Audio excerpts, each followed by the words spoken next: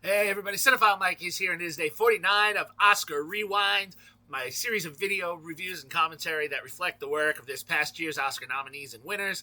I dig deep into those IMDb profiles, and my hope is that you will discover a new, older favorite, or maybe revisit something you haven't seen in a while.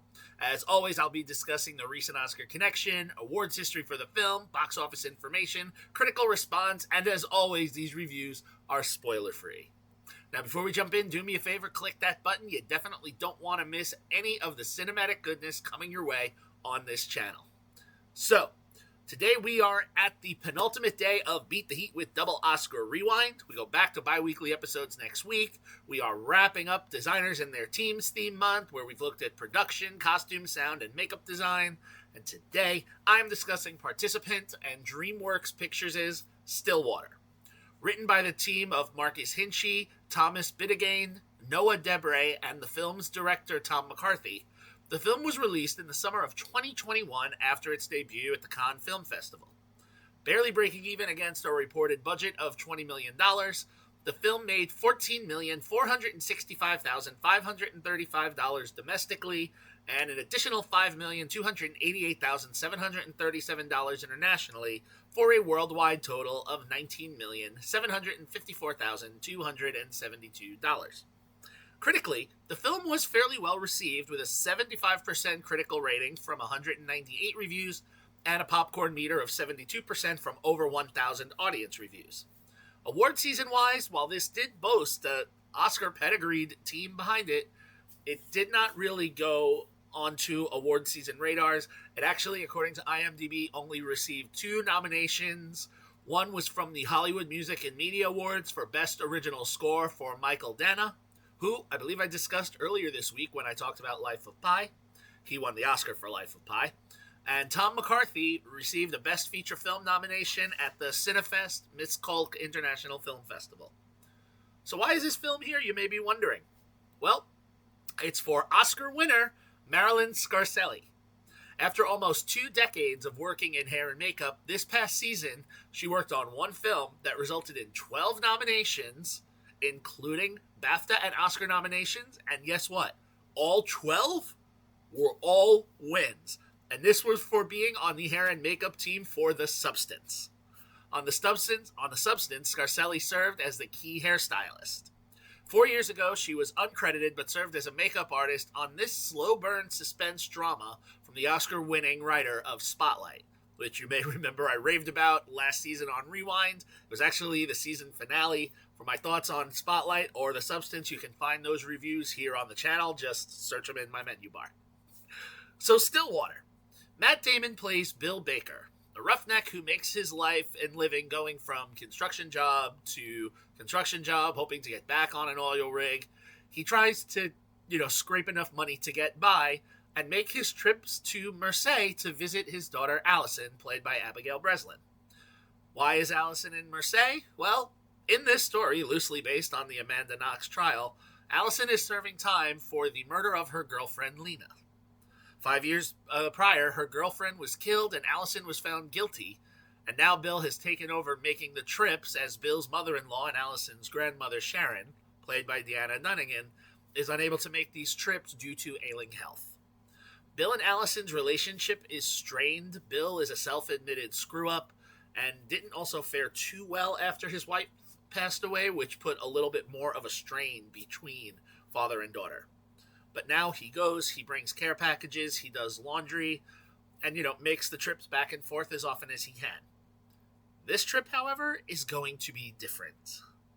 From one of her former professors, Allison has actually learned that someone spoke of a man who claimed to have killed a girl 5 years ago, and Allison believes that this is enough to have her case reopened. But given the relationship, she doesn't fully trust her father, so she sends a letter through him to her defense lawyer. However, upon doing so, the lawyer says that no judge would reopen this case based on hearsay, so this is not possible. But Bill believes his daughter is innocent and decides to lie to his daughter to try to discover and find this evidence and this individual on his own. Now, through this journey, which will now have to keep him in Marseille for a longer period of time, he meets local actress Virginie, played by Camille Cottin, who becomes a trusted friend and a translator and helps Bill navigate the case as he lacks the language to be able to investigate it on his own, and he can't afford the services of a professional. Now, as he goes deeper and deeper into this case, he learns several pieces of information that complicate things for him, his relationship to Allison, and his relationship with Virginie, as they become embroiled, as one may have, and there are some other factors that I'll keep out of this that really add an interesting layer to this story. And yet, as everything begins to unfold, the consequences to this could be very dire, and Bill is forced to really look at things in a very different way. Stillwater is really an interesting film that flew under the radar, and it's unfortunate because it really boasts a strong central performance from Damon. He sheds a lot of his usual humor or smirky smile characters and plays this everyman who, has these real embedded internal conflicts, and at times you think he's a hero to root for, but then he does certain things that make you wonder maybe we shouldn't be, behind him. It's that whole age-old question, right? How far are we willing to go for someone that we care about? It's a very nuanced character, and I have to say, it could have been a bit sensationalized or made big, but McCarthy cleverly really, reins him in. And putting him in this fish out of water scenario gives the film another set of stakes on top of this that we don't usually see in these films. I don't want to call this a vigilante story, though there are some elements, but it's more of a redemption story for multiple characters that we meet. And not only does the film lay into that, fish out of water element of the middle America man trying to figure out what happened. I believe I neglected to say Stillwater, where he's from, is in Oklahoma. But now it also looks at the prejudice within the country, something that's a little bit new to him, to see the way that the people in Marseille treat each other, because they have an influx of different ethnicities, and the locals are not always such a fan of all the people there. So it leads to some interesting conversations between characters and puts him in situations that are a little less than ideal. Now, as Allison, we are treated to several scenes with Breslin where she also gets a chance to create a unique character. I kind of almost wish we had a little more of her, but maybe the fact that we don't, and as we find out, her secrets and find a little things there, it really challenges the audience. So the script is really, really clever. And, I have to say, oftentimes when a script has multiple writers, and this one had 4, I usually, for those of you that have been following me, I'm like, sometimes too many writers complicates a story. But here, everything actually kind of weaves pretty well. We get to a unique ending, and I have to say, like he did in Spotlight, McCarthy is really able to take factual, or in this case, loosely based, factual events and craft stories that are really engaging to listen to and watch despite their lack of action. Right? Stillwater, there's a lot of talking, not a lot of action, and Damon's commitment, to this role, this underplay, as the information is dropped at just the right amount so that you can process each thing.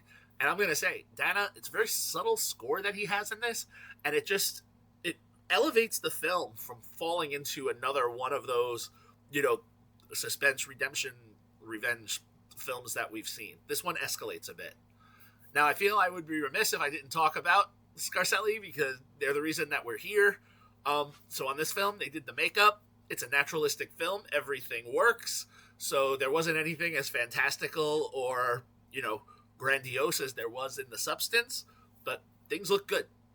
And I have to say, while there were other films that she had done on her resume, I'll be honest, there were one that I was looking at, but I couldn't find it in the English language or with subtitles. Not that I need an English language film. And a few others, but I was actually happy that this one was on IMDb, because Stillwater is one of those films that I feel a lot of people haven't seen, and it's a really, really good one with anchored performances, so I'm kind of glad I got to talk about it on Rewind, which is why we're here. Look, this film, it's a very strong, impressive 4-star film, wonderful performances, a unique twist on the case of Amanda Knox that still has us talking. I mean, there's a new Amanda Knox film or series coming out, so this is definitely one to check out, and if you would like to, currently it is streaming on Peacock. All right, so there you have it. One more episode in Double Rewind this week before we go back, and tomorrow I'm going to be discussing a film that, all right, I'm going to give you a hint. It's a superhero film. I'm sorry, but I know we said the other day superhero fatigue with Unbreakable, but I'm digging into it for a reason because it's one of the most divisive for several reasons. Interest peaked? Well, you know what you have to do. You got to come back tomorrow. As always, if you like what you heard here, please subscribe to the channel, click that button, like and share the video, spread the word. You can follow me, Cinephile Mike, on all social media platforms and on Letterboxd. I find lots of great additional content on my website, cinephilemike.com. All right. Happy watching, everyone. And until next time, this is Cinephile Mike saying take a break and watch something new.